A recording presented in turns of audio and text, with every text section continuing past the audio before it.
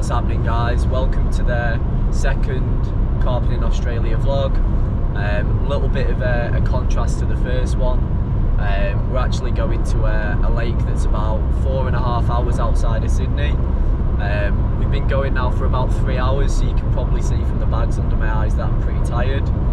Luckily I've got a bit of company with myself this time. I've got Liam, who's coming along for the trip. But nah, I'm mega excited. This place that we're going to put things into perspective, the previous video was on a river in Sydney. This time we're going to an 11,000 acre lake in the middle of the snowy mountains. So we're just coming south of Sydney, travelling straight past the Australian Capital Territory to a place called Blowering Dam. In terms of this place, carp fishing, it's absolutely prolific. So again, big contrast from fishing a river where we're having to do a lot of baiting, putting in a lot of time, a lot of effort. This is the type of place where, all being well, and I'll probably jinx it now, all being well, the fish should be there on a plate for us. I've been 2 or 3 times in the past and been relatively successful, but one of the main reasons that, so yeah, take 2. As I was saying, the lake that we're going to, a lot of carp, expecting to go there and catch quite a lot of fish, but as I just said then, knowing my luck, I'll probably jinx it and we'll go all this way in blank. But no, if I could compare this place to anywhere that's close to the place that we're going to, I would say a lot of you guys have probably seen Dale Hollow over in the States that Carl and Alex went and fished. This is very, very similar in terms of appearance, carp, heavily orientated with a lot of commons. But one of the real main reasons that I do like to make this trip on a yearly basis is because it's actually one of the only places within a touching distance of Sydney where you've got a very good chance of catching big fully scaled. Certainly not still common, but 1 in every 50 to 100 fish is likely to be a mirror, and a very, very nice one. So fingers crossed in the 3.5 days that we've got, if we can catch just one really, really nice mirror, that'd absolutely make the trip. But no, absolutely stoked to be going. The weather looks perfect for the trip. We're very, very close to spawning now as well, so it's going to be very, very touch and go. All of the fish in Sydney have spawned now. With the snowy mountains, they're probably 2-3 weeks, maybe even a month behind in terms of temperature and heating up. So fingers crossed, all being well, if we can get up there before they spawn, we could catch some minters. If they've spawned, will we put a vlog together? I'm not too sure. There's going to be a lot riding on this, but yeah, fingers crossed we can go up there and catch a few. If not, I'll still be putting some stuff up of the scenery, the trip up there, because it truly is mind-blowing. And again, I can't really think of many places in Europe or back home that this compares to. So fingers crossed, me and Liam here can catch a few fish, and we can put a bit of a video together.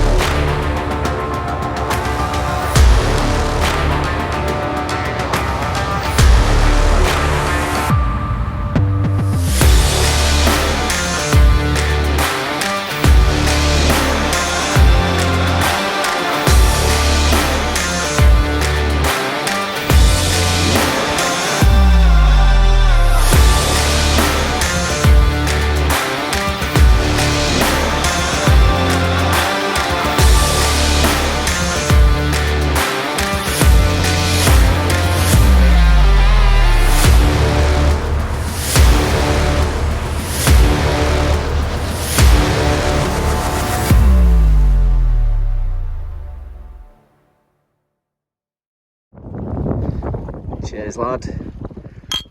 Let's go, man. There we go, guys. There's the home for the next 4 days. It's not quite a Titan hide or a tracker Tempest, but I guess it will do the job. There we go. Slow start up. Wait for my mate to come with his kayak. And here we have. Can you describe for everybody what this is? It's the new Nash all-in-one indulgence system. Flexi arrangement. Just short of £1,000. I reckon if the wind gets up, I'm gonna be down there. So. Down there. Let's go, man. Camp slowly coming together. Here he is, Jake, professional camper with his awning. No messing about. There's Liam's 10. the Nash indulgence. But no, it's looking good. Let's go. Finally got the rods out. We've got a savage undertow though. Absolutely savage. Had to put 5-ounce leads on to hold bottom. I think because they've had a bit of rain and the dam's about 20-30 foot down. There's a bit of an undercurrent absolutely pumping from right to left. So I'm gonna have to assess the situation, put a bit of bait out, see if anything materialises over the next couple of hours. My only concern is the particle that we've been putting out might be drifting away slightly. But yeah, rods out, see if anything happens. See if anything comes in the next hour or so. If not, I might go out in the boat and start putting bait in up the current. It's like fishing the bloody Hawkesbury River again, the tidal, throwing particle in up the bloody current. Didn't expect it, but I'm glad I packed the gripper leads. Holding bottom alright. Fingers crossed. Doesn't take a vlog, does it, baby? Woo! Don't want to move. I'm not fucking leaving. First blood. That's what we love to see.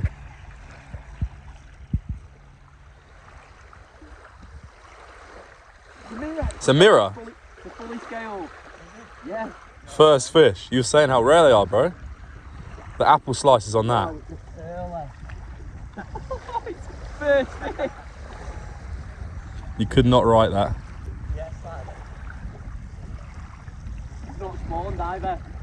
Full, fatty. It's not a fatty, but it's not spawned. Sick. Oh. That's a banger, bro.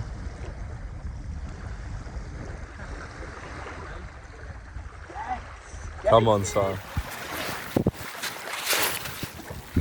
Banger. Rare as anything in Australia, and to catch one on the first bite, it's crazy. And from what a venue, unbelievably, the first fish is a mirror. I was saying on the way up here I'd take one, and the first bite within 20-30 minutes is a fully scaled mirror. Absolutely incredible. People travel from pretty much all over Victoria, New South Wales just to fish this place for these mirrors. So that gives you guys a bit of an idea as to how rare they are over here. Definitely not the biggest in the lake, but can't complain at all. What a way to start, and hopefully a good sign of things to come. Even better, they've not spawned yet. So, well, at least I think they've not spawned yet. This one's pretty full. But yeah, hopefully a sign of things to come. Happy, happy days.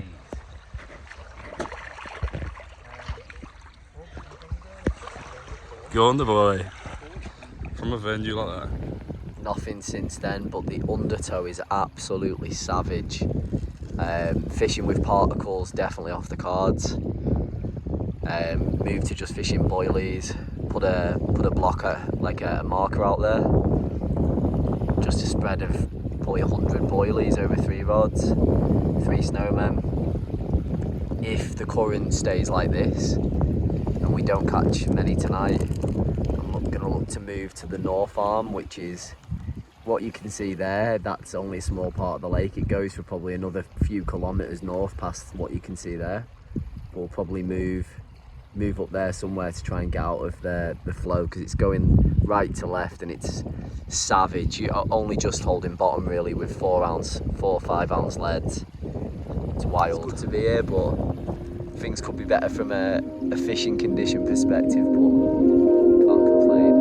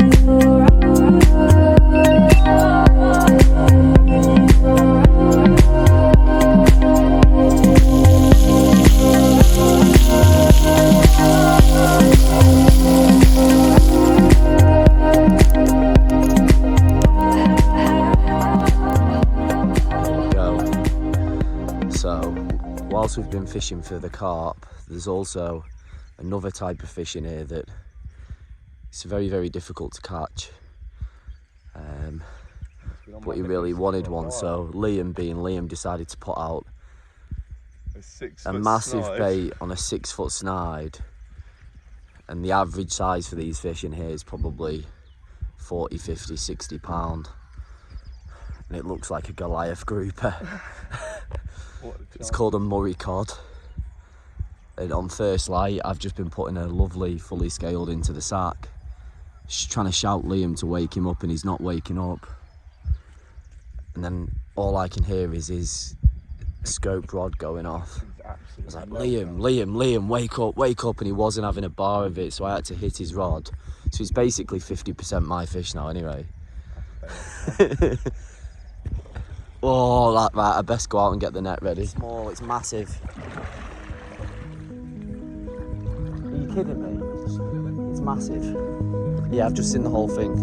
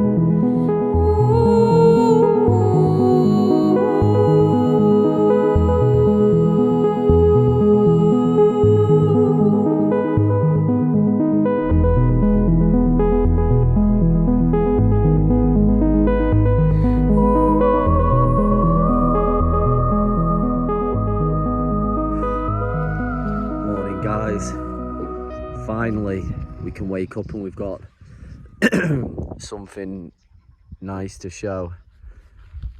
In that sack there's a nice sort of low to mid 20 fully scaled, which is exactly what I came for, so I'm absolutely stoked with that. But in that sack, there's something absolutely off the grid.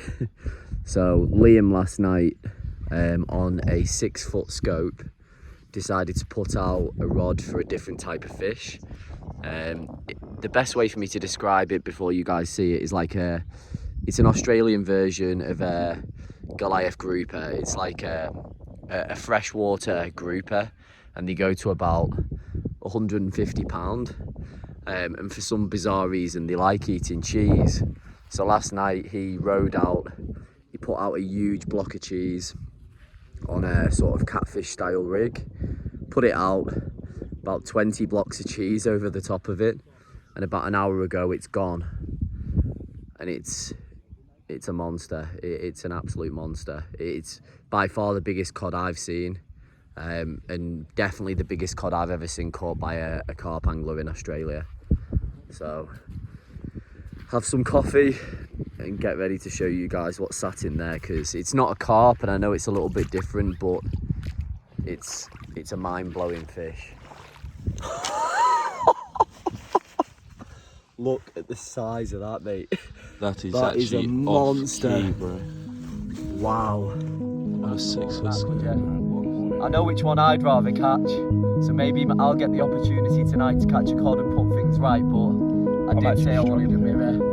You're struggling, mate? Struggling, mate. 60 plus pound of freshwater Murray cod. Absolutely incredible. Worth the 4.5 hour journey.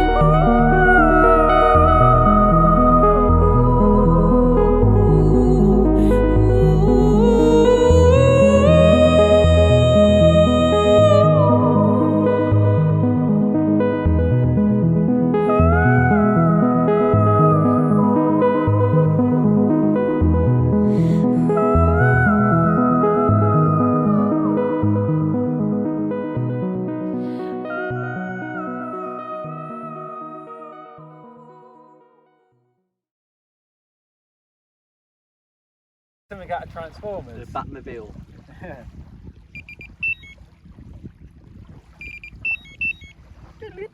Mega. The different settings on them. There you go.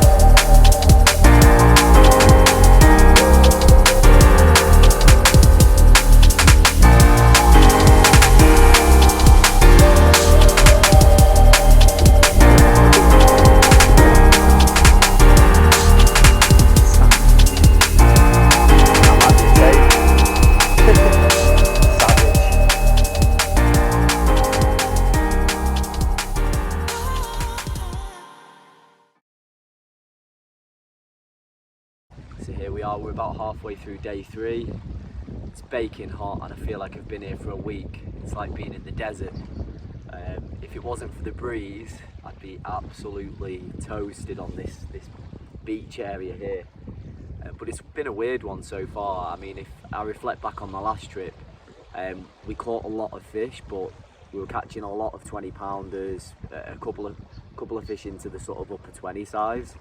And on this trip, no matter what I try, I just can't get through to them. I've tried baiting lightly, I've tried fishing singles, tried pretty much everything, and it seems as if all we're catching is sort of mid-doubles very, very regularly, maybe 1 or 2 over the 20-pound mark, and that's out of maybe 30 or 40 fish, and that's quite unusual for this place. The fish that we've been catching haven't spawned yet, so it's quite surprising that we've not got amongst a better sort of size fish. But just wondering whether we're catching the smaller ones and the bigger ones are sort of sat off elsewhere somewhere. I mean, in this place they could quite literally be anywhere. To put things into a bit of perspective, the lake's actually 11,000 acres in size. It goes down to depths of 250, 300 feet in certain areas, so it's extremely vast, but I'd struggle to imagine how many carp are in here. I'd certainly say there's got to be at least 250,000 carp in here, and I know that sounds absolutely crazy, but when you sort of wake up at a first light and you see the fish showing for the 2 hour period that they do, you can look across the entire lake, right to left, straight out in front, and there's just fish showing every 5-10 seconds across your entire skyline. So realistically that probably makes us noddies on this trip, because we've not caught a stack of fish. They've been coming sort of periodically every couple of hours or so, but yeah, it's been really, really weird. No big uns yet. Have managed 3 or 4 mirrors, which is definitely a success. That's the most mirrors I've managed in any trip down to the reservoir. But yeah, no big ones. The biggest mirror, probably scraper 20. The others have been sort of low to mid doubles in size. But as you're probably seeing from a few of the live takes, they absolutely go off like rockets. Without a doubt, so far the biggest success of the trip has been the big old Murray cod. If we don't, I'm not too sure what to do yet, but if we don't catch anything of note from a carp perspective, we've got one night left. It might be a case of going all out for one or two more of those big cod. The cod are really strange. I've never seen anything like it, because you'd think, being a big predator, and you guys obviously saw from the footage, you're talking about a colossal predator that goes around eating dead fish, live fish, all sorts of different prey. But believe it or not, the way in which we catch them is by using lumps of cheese. So for some bizarre reason, whether it's the fat content that they really like, they absolutely go crazy for cheese. So what Liam did last night, he rode out his rig, threw a few blocks of cheese over the top, and yeah, 5 o'clock this morning it absolutely screamed off. That's the third or fourth cod that I know of to have come out of this res on cheese. A lot of the big lakes in Canberra, some of the carp lads tend to catch a lot of cod up to sort of 40-50 pound using cheese. But you'd think in a lake of this size, at 11,000 acres, to put a little tiny piece of cheddar cheese out, and you're talking a 63 pound cod coming in and taking the cheese, it's mind-blowing really for a fish of that size. But yeah, absolutely amazing, and for him to get it on a 6-foot scope as well, just completely blows your mind. Now, the funny thing is that wasn't actually a big cod for this place. I'm not too sure how big they get, but I'm 100% certain they go well over 100, 120 pound. Maybe 150 pound, but I'm not 100% certain. But God, can't even imagine what it'd be like to get one of those. So with this sort of trip being quite irregular, I don't come all the way to this place regularly, just because of the volume of small fish. I tend to sort of stay local, but with it being a bit of a rare trip, and cod aren't in Sydney, or I don't think they're in Sydney anyway, so I'm thinking tonight I'm going to go all out cod. I'm thinking 3 rods, bit of cheddar, row out a few cubes of cheddar, drop them down, and at least then if we get a bite, we know we're into something pretty cool. But no, it's absolutely scorching day. Weird old one, I've moved over to the dull hook baits, big dull hook baits, double 20 millers. I find that the small fish tend to hone in on the pigeon mix, the particle, the fake corn, the high visors, and usually if you fish dull hook baits, you can get away with it. Why that is, not 100% certain. Flies all over the place. Why that is, I'm not too certain, but I filled it in before I rode out in the kayak, put in about 7 or 8 kilo of bait, pigeon mix, put in 2.5 kilo of boilies, and yeah, I put these dull hook baits out, nothing at all. Wondered what's going on, put on the snowman with the white pop-up, and it's belted off with that little mirror that you saw earlier. So yeah, it's really strange. The way in which we've been fishing is just by topping the spot up regularly, so going out, putting a good helping of bait in, 5-10 kilo of bait, and then after each fish putting 4, 5, 6 spods over the top. And I've been fishing 3 rods all on a spot, I guess quite similar to you would back home in the UK. 3 rods, just using one of the little skyline markers up here, 3 rods on a dinner plate, and just keeping it piled up all the time. I find here, if you sort of fan bait everywhere, the bites can slow down. But again, if you fish too accurately all of the time, it can be a double-edged sword, because if they come in shoals of 50, 60, you find it really easy to clear you out. Whereas if you fish a little bit inaccurate, it can benefit you in some instances, and you can find that you can stretch out the amount of time in which you can keep a shoal in the swim. So I try to be accurate, but if I'm not 100% accurate, then it probably works in your favour, which is quite strange. But no, it's looking good. The wind switched round to, I think, a southwesterly. It has been blowing northwesterly since we've been here.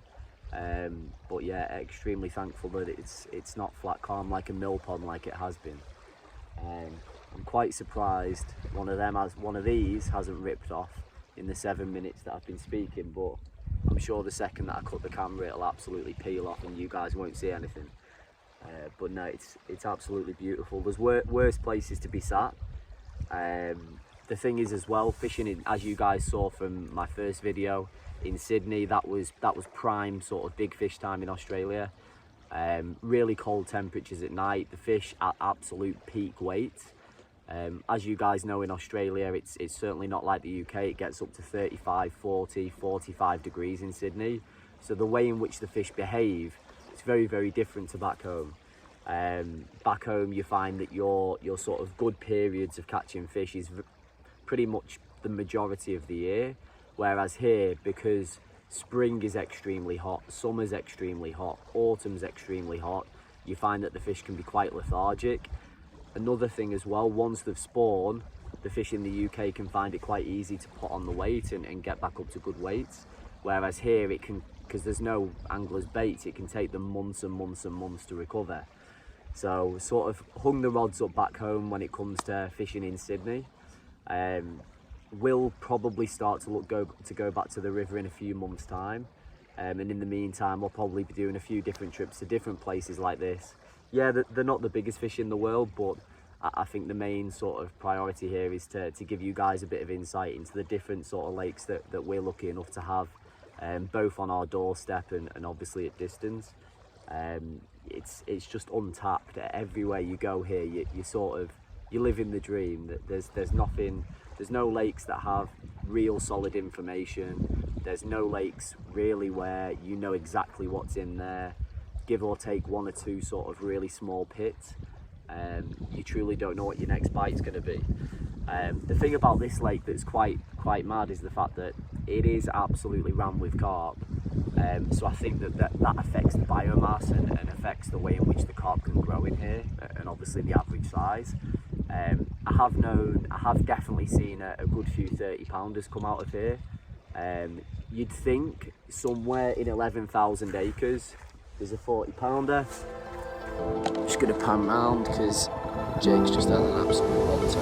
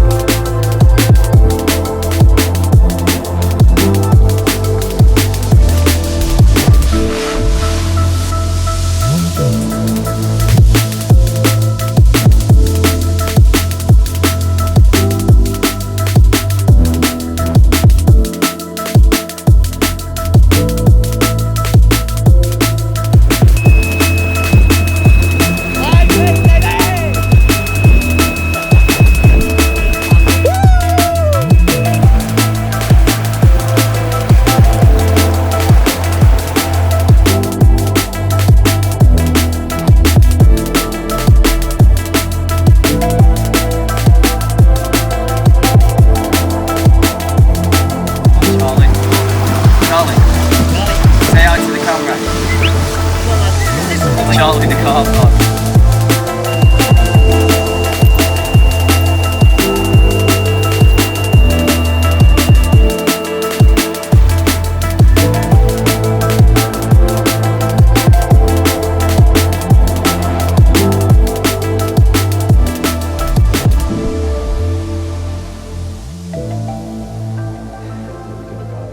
Settling in for their definitively final night. We've got all of the cod rods out now. We've rowed them all to sort of different depths, different distances across the point that we're fishing here. Yeah, it's been a relatively productive day. We've had a fair number of carp. Unfortunately, the big one didn't come on this trip. Definitely not putting the carp rods back out again. But yeah, we managed to sort of catch that really nice mirror towards the end. So that was, I guess, the icing on the cake for what's been a really good trip. Most importantly, it's been a really good social. I've come with Liam and Jake, who are two really good lads. So the company's been really good. We've had some good food, quite a lot of beers, and some good fish. Obviously the highlight so far probably been the cod that Liam caught. Tonight I'm going to try and get my revenge on him and catch a cod a little bit bigger than his, but if it doesn't happen, then so be it. It's been an amazing trip.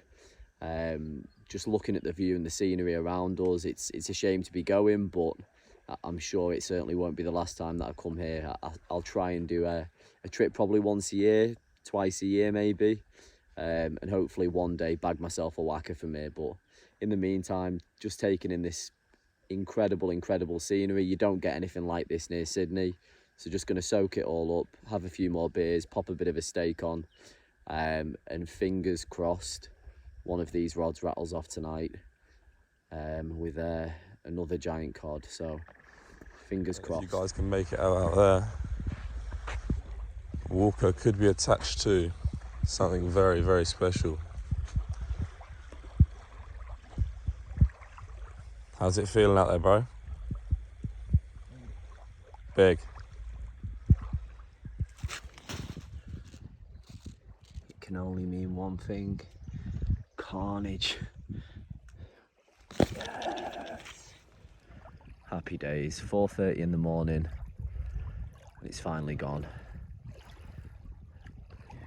Get in there.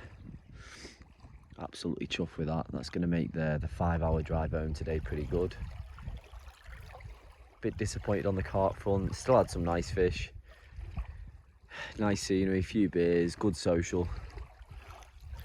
But yeah, chuffed with that cod. It's my biggest ever cod by a fair way. Plenty of time for another though. They seem to be coming at first light, so come on, the cod.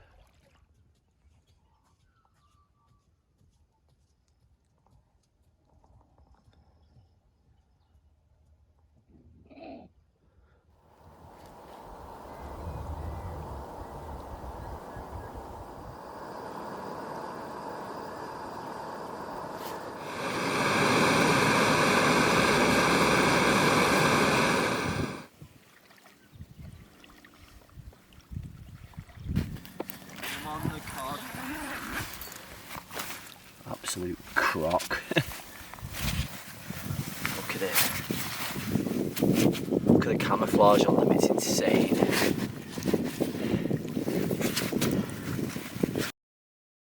Here we go, guys. Absolutely buzzing. I said last night for the final night, rowing the cod rods out. Very difficult on the carp front. I'd take a big cod on the final night, and at 4 o'clock this morning, this thing found the cheese.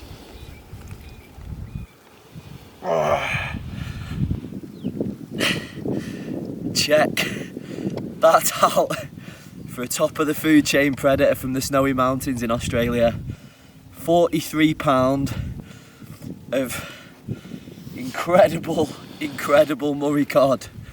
The sun's coming over the trees, incredible backdrop, and I'm shaking like a leaf. This thing's bloody heavy.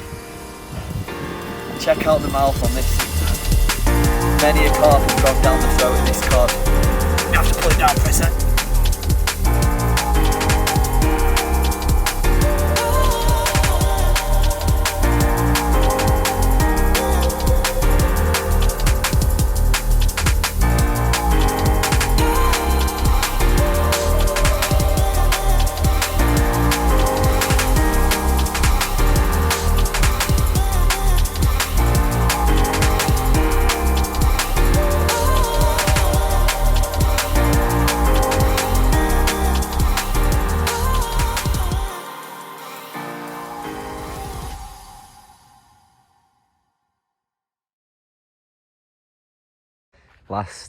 Last chance now. Car's almost packed and ready to go. It's been a great trip, unbelievable trip. So many carp caught, loads of nice looking fish. None of the real whackers, but plenty of small fish, plenty of action. A couple of really nice cod. yeah, it's been an awesome trip. So,